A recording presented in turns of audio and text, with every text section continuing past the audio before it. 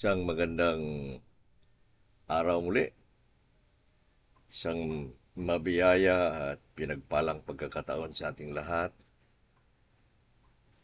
na binigyan tayo muli ng Panginoon ng isang panahon sa kanyang mabiyayang salita.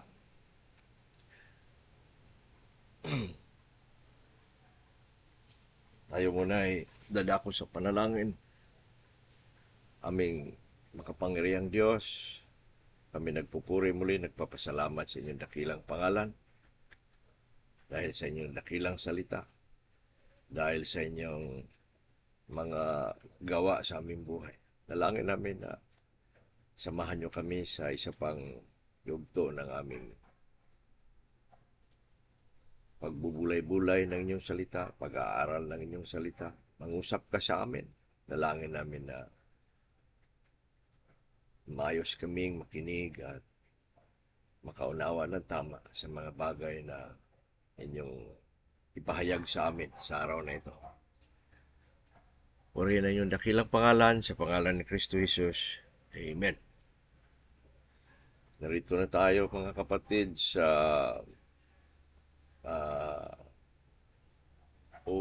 pangalawang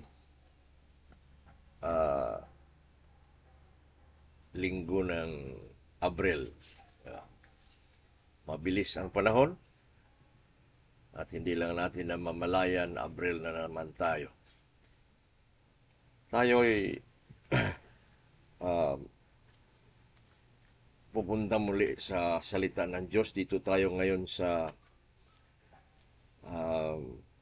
mga awit. Sinimulan natin sa mga awit noong dalawang Friday. Last time, Thursday pala tayo. At tinapos natin ang awit 23. Ngayon, pag-usapan natin ang buong awit 119. Ang awit 119, ang pinakamahaba, pinakamalaking chapter o kabanata sa buong Biblia. Ito nga ang tinatawag na puso ng Biblia.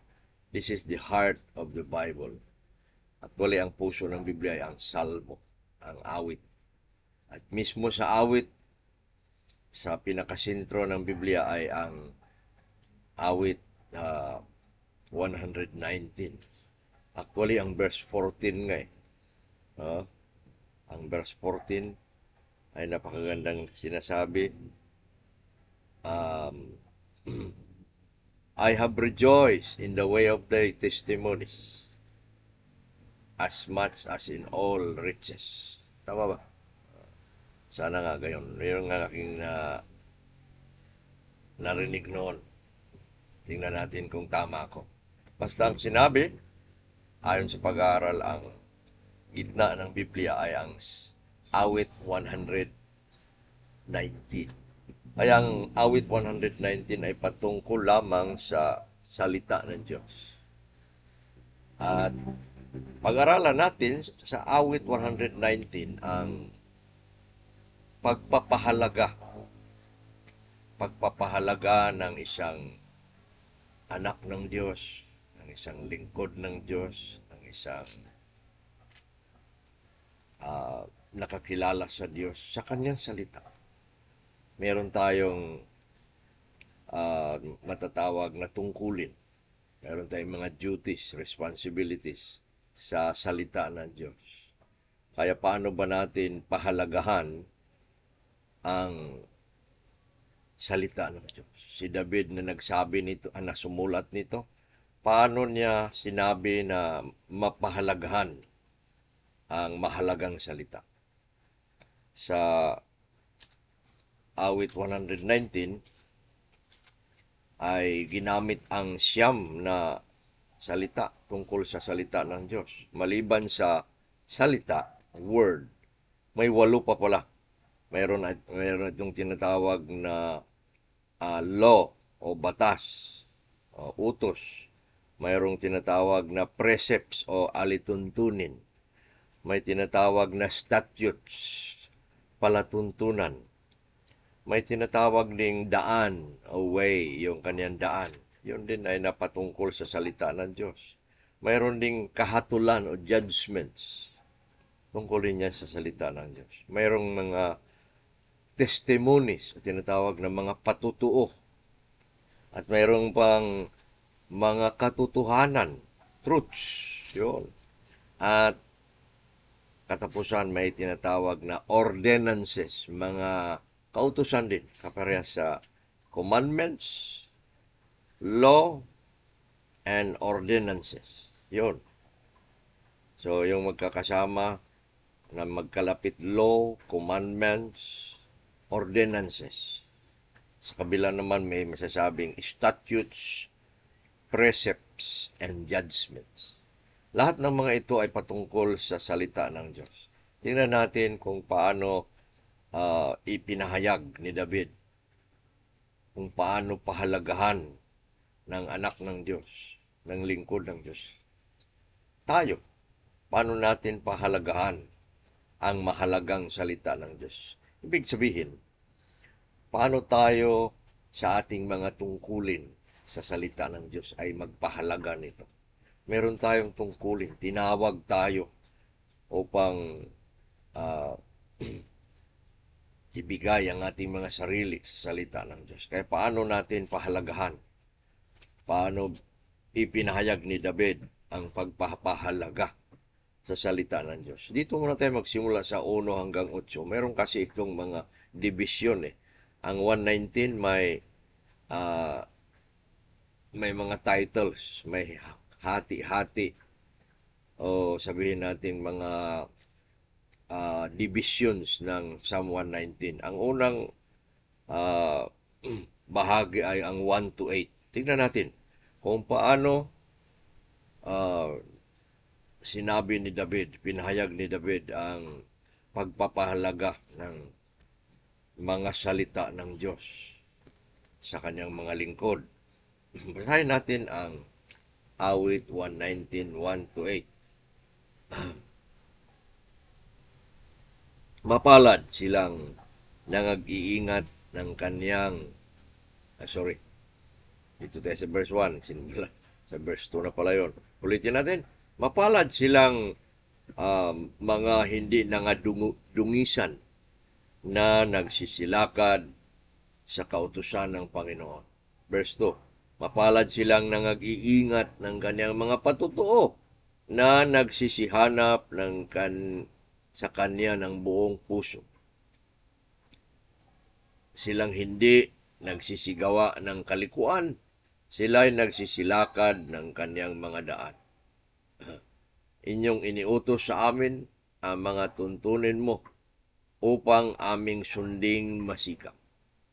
O matatag nawa ang aming mga daan upang sundin ang mga palatuntunan mo. Hindi nga ako mapapahiya pagkat ako'y nagkaroon ng galang sa inyong lahat na mga utos.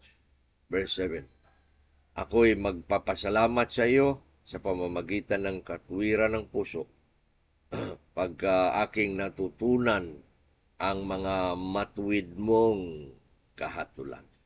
Katapusan ng verse 8, aking tutuparin ang mga palatuntunan mo o huwag mo akong pabayaang lubos. Ito ang pagpapahalaga ni David sa salita ng Diyos.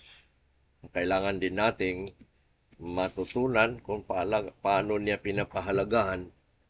Ganon din ang kalooban ng Diyos para sa atin na magpapahalaga nito. Napakarami na salita nating pinag-aralan sa nakalipas na 5 taon. At naway ang bagay na itong bagong aral ay isa na namang dagdag na tungkulin na buksan ng Diyos sa ating buhay. Maaring dati na nating natutunan at isa lang na paalaala. Sa iba maaari namang bago at bagong tuklas. Sa iba naman maaring pagbabalik alaala sa mga nangalilimutan. Di ba? Ah, Kanya yun ang biyaya ng salita ng Diyos. Tingnan natin. Ah, ang salita ng Diyos ay sa ating binigkas kanina ay 8 bagay ayon sa awit 119. Una, tingnan muna natin na ang mga salita ng Diyos na binanggit natin na kautusan, tuntunin, palatuntunan, mga daan, kahatulan, mga patutuo, mga ordinansa, mga katotohanan, ay tunay nga na mga mahalaga. Kaya kailangan pahalagahan sapagkat sila talaga ay mahalaga. Tingnan natin kung gaano kahalaga itong mga salita ng Diyos. Ayon sa awit 119 verse 72, sinabi ni David, ang kautusan ng iyong bibig ay higit kaysa libu-libong pilak o ginto. Tingnan niyo.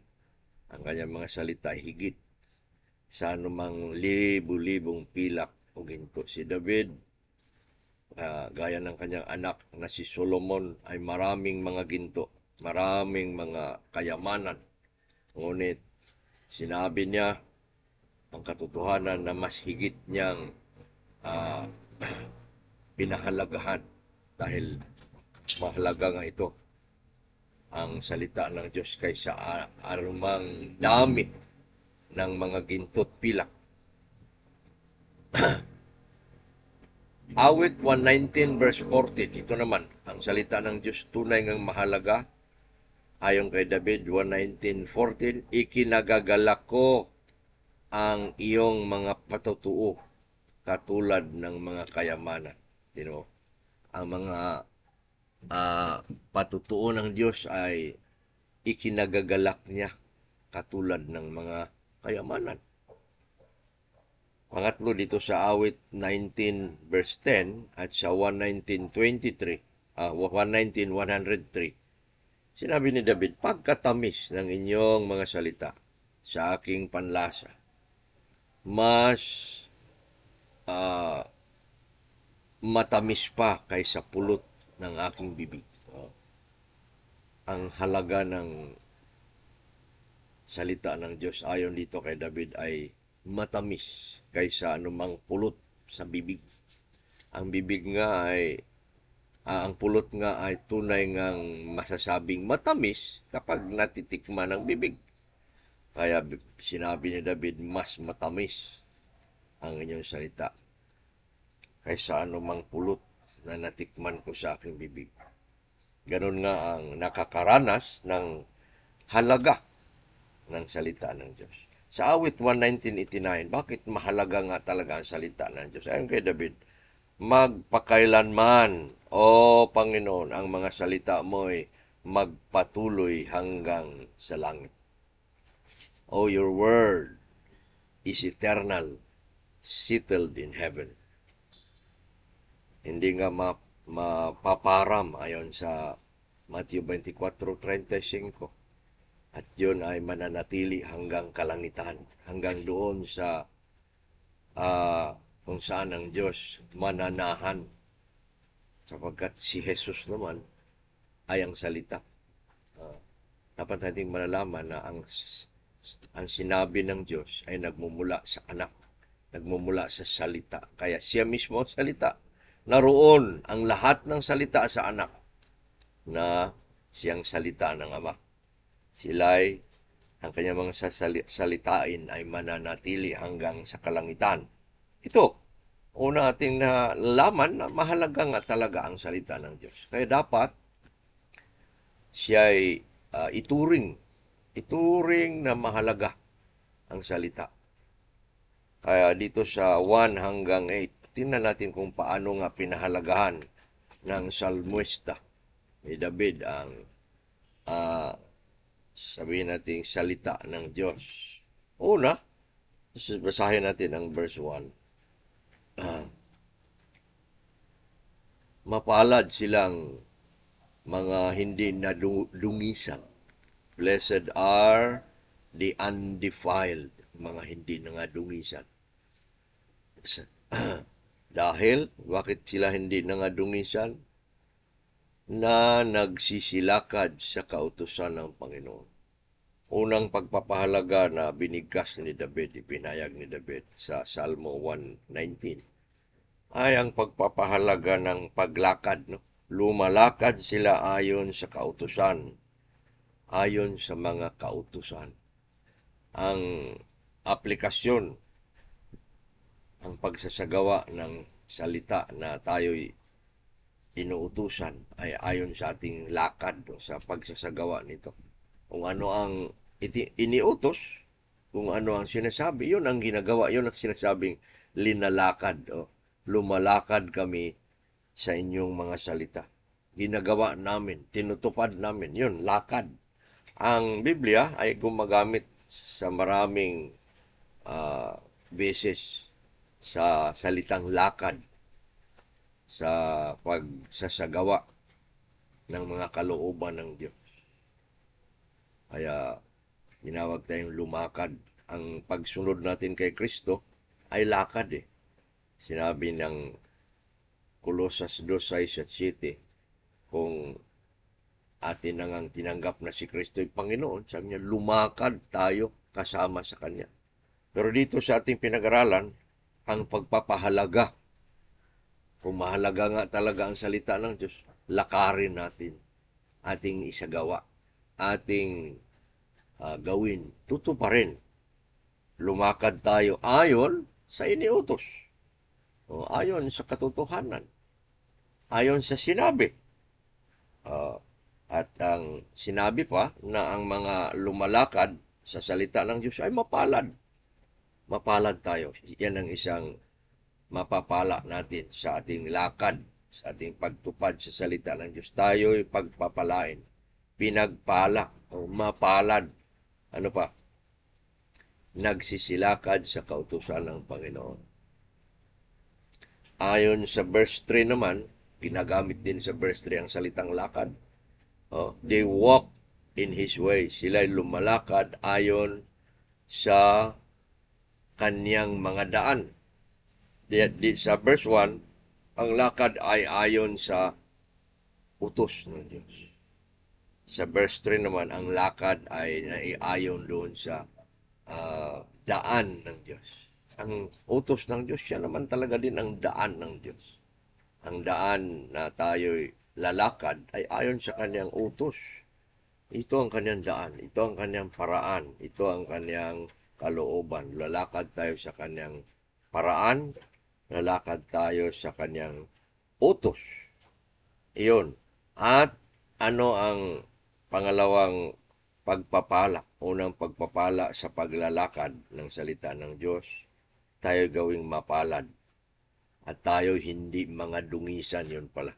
Una, hindi tayo madudungisan. Ano mang karumihan, ano mang nakapagpapasama, nakapagpaparumi. Ang kasalanan kasi ay karumihan. Kaya kapag tayo lalakad sa salita ng Diyos, tayo'y hindi madudumihan. Matatanggalan ng dumi. Malilinis tayo. Yan ang sinabi ni Jesus sa 15:3 ng Juan. Kayo'y mga malilinis na dahil sa mga salitang sinasabi po, tinuturo ko sa inyo. Yan sabi niya. At yan ang unang pagpapahalaga, ang paglakad sa verse 1 at verse 3. At sila hindi nadudungisan at sunod niyan, sila'y hindi nagkakaroon ng kalikuan. Hindi liko sapagkat sila lumalakad ayon sa salita, tinutupad nila, silang hindi nagsisigawa ng kalikuan. Hindi maging liko. Matuwid ang ating daan sa kapag tayo'y lalakad ayon sa salita. Hindi tayo maging liko. Hindi tayo maging mali o masama. They do no iniquity. They walk in His way. Lalakad sila Lumalakad sila ayon sa inyong mga daan. Kanina ang lalakarin ay mga utos. Dito naman ang lakad ay ah, sinasabi tungkol sa mga daan ng Diyos. Ang daan ng Diyos ay siya rin yung utos ng Diyos. Okay. Ito tayo sa pangalawa. Pangalawang pagpapahalaga ng salita ayon kay David ay ang verse 2. Tingnan natin.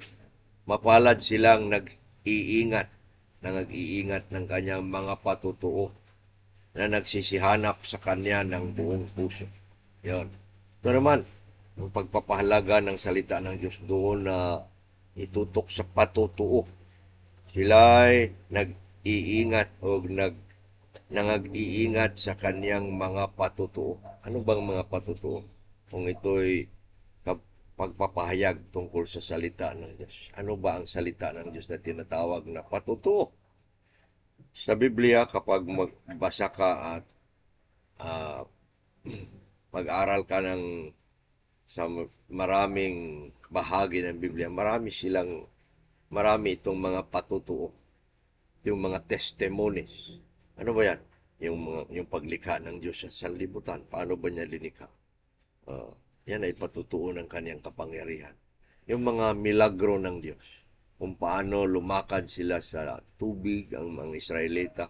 Kung paano si Josue kasama ang kanyang mga kasama lumakad sa tubig ng Jordan, sa ilog ng Jordan. Kung paano winasak ng Diyos ang kanyang mga kaaway sa kanilang paglakbay papunta sa daan ng pangako. Maraming mga patutuo ang Diyos sa mga tagumpay ng kanyang bayan, ng kanyang uh, ng kanyang mga anak sa kanilang pamumuhay. Mga patutuo ng Diyos kung paano niya binigyan ang bayan niya ng pagkain, yung mana. Kung paano sila binigyan ng tubig. Kung paano sila pinalaya mula sa Ehipto. Kung paano sila binantayan upang hindi sila mga matay dahil sa anghel ng kamatayan, dahil sa dugo ng kanilang mga pintuan. Yun ay mga patutuo ng Diyos. At sinabi ni David, nag-iingat sila sa kanyang mga patutuo. Mga bagay na maselan, iingatan natin, di ba? Huwag mo itong biyakin na. Ingatan mo na hindi mabasag. Gaya ng itlog. Ingat tayo maglakad, magbiyahe, hindi mga basag. Yun ang fragile. Diba? Mga box na fragile, madaling mabasag, madaling masira. Ganun ang salita ng Diyos, ingatan sapagkat ito'y banal. Ito'y hindi dapat baliwalain. Iingatan. Iingatan daw ang mga patutuo. Tatlong bagay ang pinaiingatan dito. Iniingatan, pinapahalagahan ang salita ng Diyos sa pag-iingat ng mga patutuo. Pangalawa, ang mga pag-iingatan ay mga alituntunin. Dito tayo sa verse 4. Sa verse 4, sinabi mga kapatid, inyong iniutos sa amin ang mga tuntunin mo upang aming sunding masikap. Mga tuntunin na sunding masikap. Ano ba itong mga tinatawag na precepts o alituntunin? Na kailangang ingatan ng may pagsisikap. Mga alituntunin, mga precepts. Ito yung mga general principles or guidelines that offer guidance for behavior or conduct. Yan yung mga precepts. Ano pa mga precepts? They are often seen as practical rules. Practical rules or teachings that help people understand how to live a good life. Parang magkakasama rin sila sa ordinances, testimonies, and commandments or laws. Ano pa ang precepts? Examples include teachings on compassion, kindness, patience, faithfulness. Yun. Yun pala yung ah, mga masasabi nating ugali ng Diyos na siya ring maging atin dapat. Ibig sabihin, ang mga precepts, yung mga alituntunin ay yung mga aplikasyon. Malawak man yung salita. Anong ang aplikasyon nito sa atin? Yun yung mga precepts. Pangatlo, yung statutes, sa pagpapahalaga o sa pag-iingat ng salita. Ang mga palatuntunan, ayon sa verse 6, palatuntunan daw.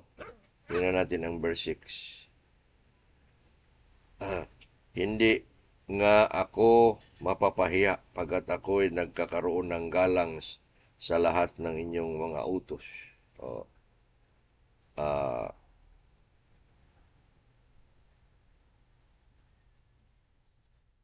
Dito yan sa verse 5 and verse 6.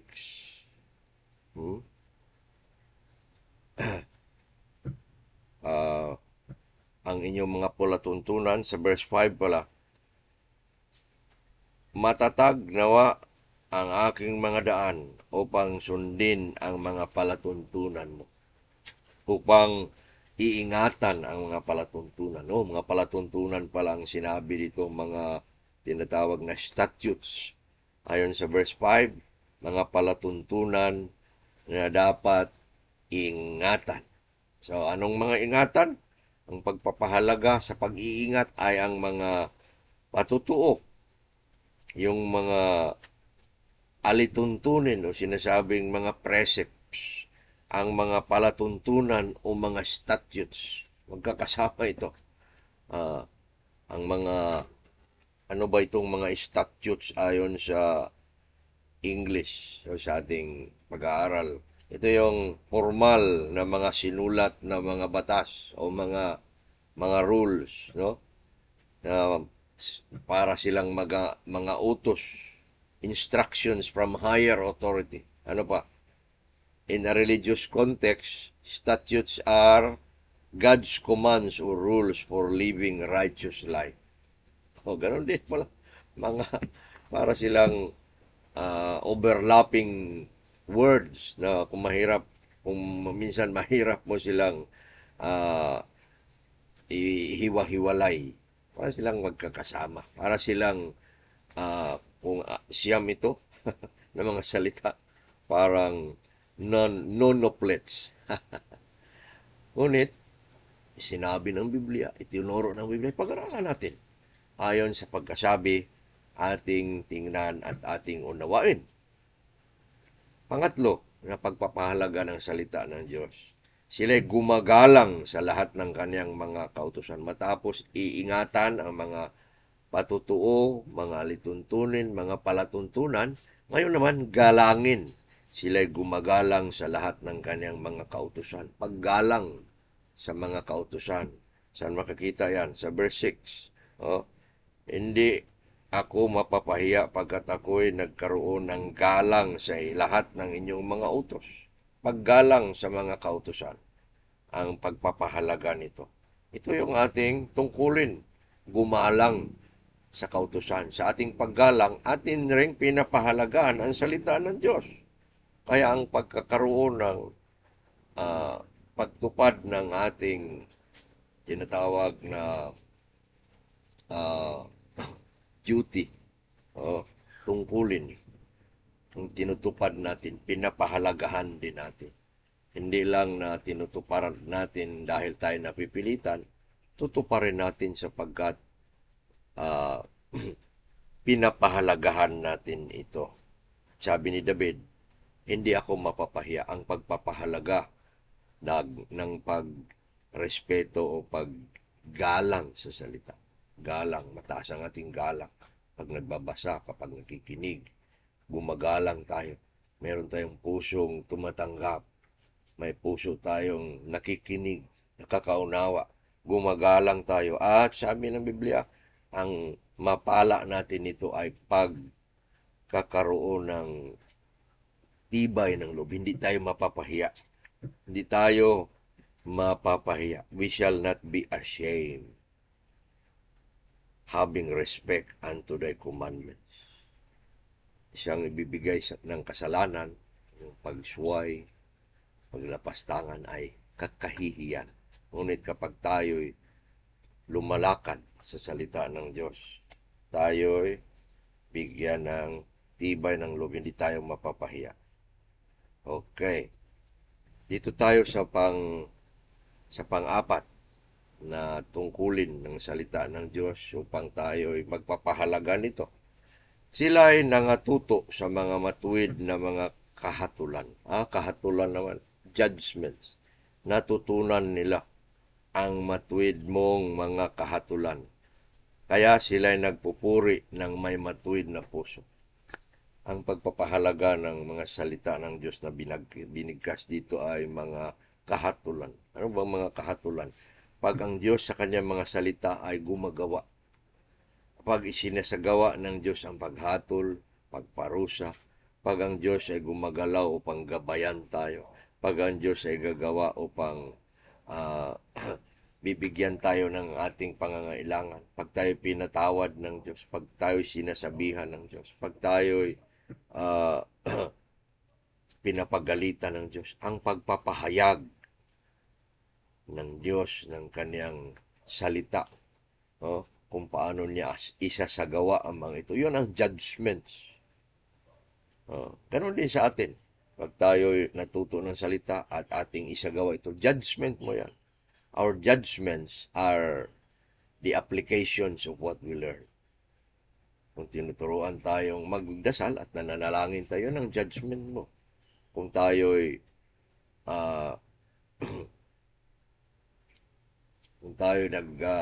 natututo sa mga bagay tungkol sa karunungan at ating i-apply ito sa ating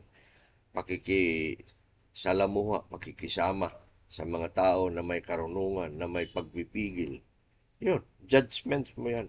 Our judgments are the applications of what we learn sa pamamagitan ng karunungan at pag-unawa. Ang pag-unawa mo at karunungan, sa salita ng Diyos, isagawa mo mga ito sa iba't ibang bagay sa buhay. Yan ang ating judgments. Kaya sila'y nangatututo sa mga matuwid mong mga kahatulan. Natutunan natin ang mga judgments ng Diyos. Kung paano humatol ang Diyos sa Israel sa may iba't ibang pagsagawa niya sa kanyang bayan, sa kanyang mga anak. Paano sila linigtas, paano sila pinarusahan, paano sila pinagpipigyan at tinulungan at anumang bagay na ginagawa ng Diyos.